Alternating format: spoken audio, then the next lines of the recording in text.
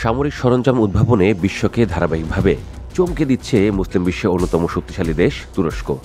Drone, ক্ষেপণাস্ত্র, প্রতিরক্ষা ব্যবস্থা থেকে শুরু করে সর্বাধুনিক যুদ্ধ প্রযুক্তি সব ক্ষেত্রেই নিজেদের সক্ষমতা দ্রুত বাড়িয়েছে দেশটি। সম্প্রতি তুরস্কের প্রতিরক্ষা প্রতিষ্ঠানগুলো এমন সব অত্যাধুনিক অ্যান্টি ড্রোন ও আকাশ প্রতিরক্ষা ব্যবস্থা তৈরি করেছে যা আন্তর্জাতিক বাজারেও ব্যাপক আগ্রহ সৃষ্টি করেছে। স্থানীয় প্রযুক্তিতে তৈরি এসব অস্ত্র শুধু তুরস্কের সামরিক শক্তি বৃদ্ধি করছে না, বরং দেশটিকে বৈশ্বিক প্রতিরক্ষা শিল্পের গুরুত্বপূর্ণ রপ্তানিকারক হিসেবেও প্রতিষ্ঠিত করছে।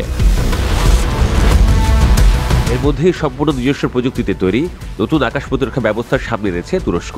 দেশটির প্রতিরক্ষা কোম্পানি এমকেই নতুন একটি অ্যান্টি ড্রোন সিস্টেমের সফলভাবে পরীক্ষা চালিয়েছে। এই অ্যান্টি ড্রোন সিস্টেমের নাম তোলকা।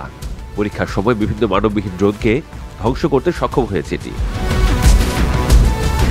তুরস্কের কেন্দ্রীয় প্রদেশ কোরিয়াতে অবস্থিত প্রতিরক্ষা মন্ত্রণালয়ের কারাপিনার ফায়ারিং টেস্ট কমান্ডে এই প্রতিরক্ষা ব্যবস্থাটির পরীক্ষা চালানো হয়।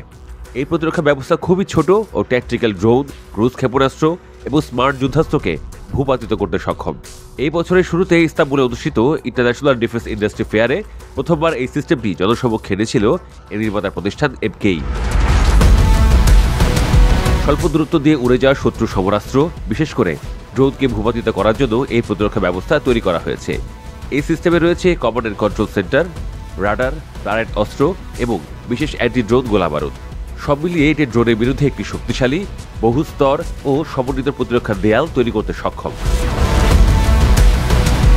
আনাতোলিয়ান এজেন্সির প্রতিবেদন অনুযায়ী এটি প্রায় 3 কিলোমিটার দূরে থাকা একটি শত্রু ড্রোনকে রাডার দ্বারা শনাক্ত করে।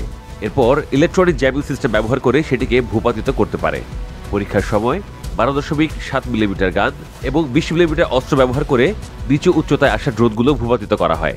এই প্রতিরক্ষা ব্যবস্থার অন্যতম বিশেষত্ব হল এর অ্যান্টি ড্রোন গোলাবারুদ বিস্ফোরণ হয়ে লক্ষ্যবস্তুর চারপাশে ধাতব টুকরোর মেঘ তৈরি করে, ফলে শত্রুর ড্রোনে আঘাত হানার সম্ভাবনা অনেক বেড়ে যায়।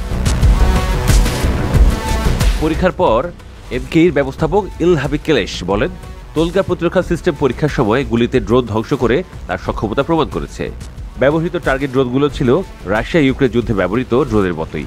তিনি বলেন, এই সিস্টেমে command control, radar, electro optic sensor, jammer, অস্ত্র এবং বিশেষ গোলাবারুদ সব মিলিয়ে সম্পূর্ণ সমন্বিত প্রতিরক্ষা ব্যবস্থা পাওয়া যায়। এটি 3000 মিটার উচ্চতার মধ্যে উড়ে যাওয়া শত্রুর ড্রোন ও ক্রুজ ক্ষেপণাস্ত্রের বিরুদ্ধে সুরক্ষা দিতে পারবে। তোলকা সিস্টেম স্থির স্থাপনায় বা যানবাহনের উপর দুইভাবেই বসানো যায়। হুমকি কতটা কাছাকাছি তার উপর ভিত্তি করে সিস্টেম স্বয়ংক্রিয়ভাবে প্রতিক্রিয়া জানাতে পারে।